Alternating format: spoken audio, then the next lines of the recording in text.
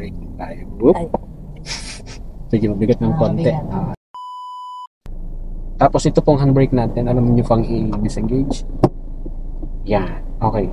So ngayon, pag binitawan mo yung paa mo dyan sa brake pedal, gagalaw na to. Pero hindi siya mabilis.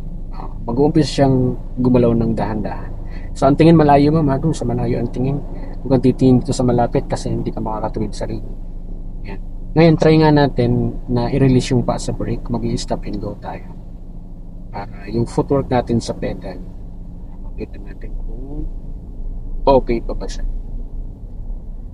Try natin mag-stop ng smooth na braking tayo. Whoop.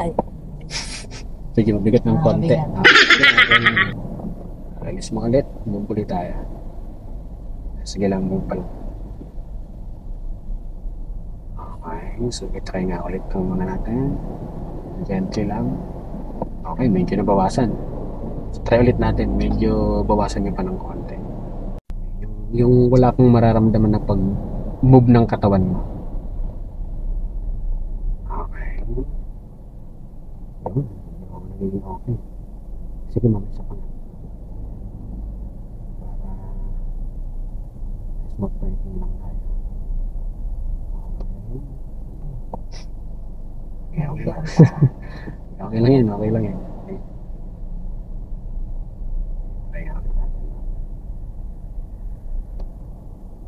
Okay, so lagay nyo muna sa neutral.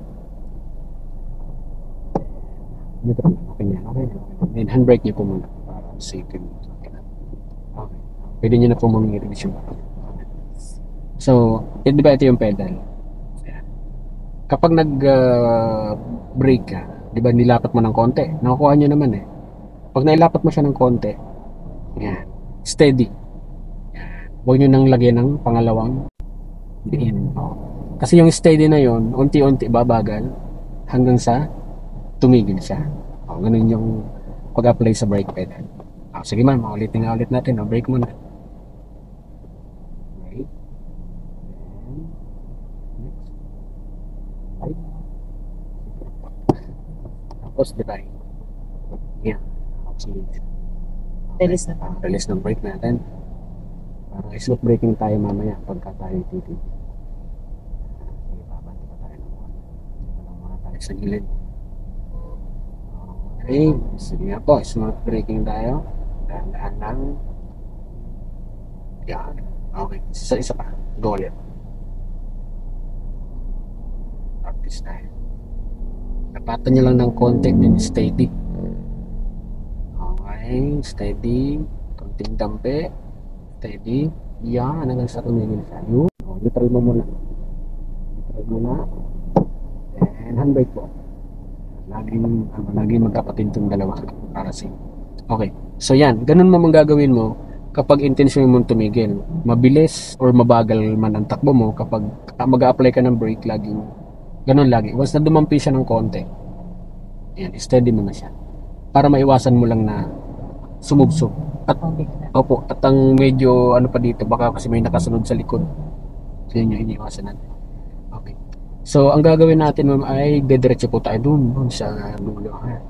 Ngayon, ang proper lane kasi, mayroon kasi tayong ilang lane?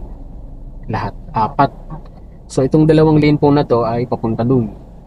Yung dalawa naman sa kabila, ayan, pasalubong na. Ngayon, dahil tayo magpo-proceed ng diretso, mas maganda kung makaposisyon ka dito sa sa inner lane. Pero kung may intention tayong tumigil, laging dapat nasa right lane. Keep right tayo lagi. Okay, sige ma'am. So dito muna tayo sa gilid ha. Proceed po tayo. Okay.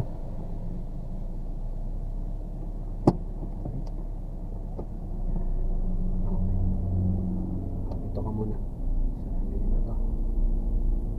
Pag mga downhill, alam niyo na ang gagawin. Pababa. Kasi kusa siyang bibilis eh. So laging pasa pre. Sa Manibela naman, hindi kayo hirap. Doon nga po ako dati. Nahirapan ba yun? Doon ako. Kasi yung daw, hindi ako makapagpatama sa lane. Ibig sabihin, hindi kayo nakakatawid sa linya dati. Opo. Yun ang sabi nila. May makikita natin kung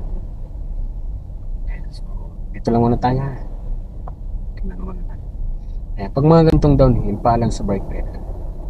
Kasi kusa siyang bibilis pag